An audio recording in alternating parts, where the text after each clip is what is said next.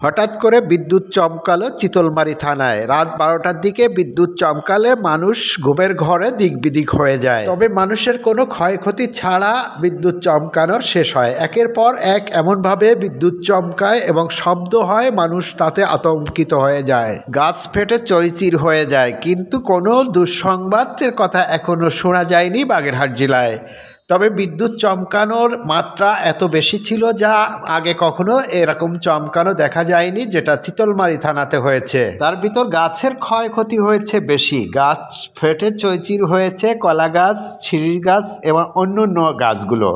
ভ্যানে charger bast হতেও দেখা গিয়েছে বিদ্যুৎ চমকালে। কারেন্টের বল সহ অন্য অনেক কিছু নষ্ট হয়েছে বলে জানা গিয়েছে। যেখানে বাজ পড়েছে তার খুব কাছাকাছি মানুষের বসবাস এবং মানুষের ঘর ছিল, তার কোনো ক্ষয়ক্ষতি হয়নি এবং অনেকগুলো গরু ছিল, গরুরও কোনো ক্ষয়ক্ষতি হয়নি। তবে এর বেশিরভাগ বাজ পড়েছে চিতলমারী থানার আরলিয়া গ্রামে।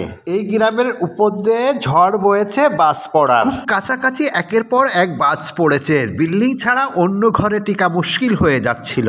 যেখানে বাজ পড়েছে তার খুব কাছাকাছি এই গরুগুলো ছিল। গরুদের কোনো ক্ষয়ক্ষতি হয়নি। কোন কারণে গরুগুলোর ক্ষয়ক্ষতি হয়নি সে বিষয়ে কিছু জানা যায়নি। 2 কিলোমিটারের ভিতরে অনেকগুলো বাজ পড়েছে, যা অনেক ক্ষয়ক্ষতি হতে পারত মানুষের।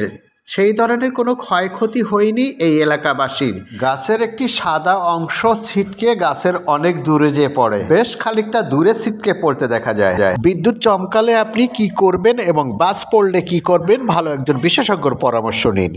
দর্শক ভালো থাকবেন, সাবধানে থাকবেন। আমি বিদায় নিচ্ছি, রাহুল গুরু। আসসালামু আলাইকুম।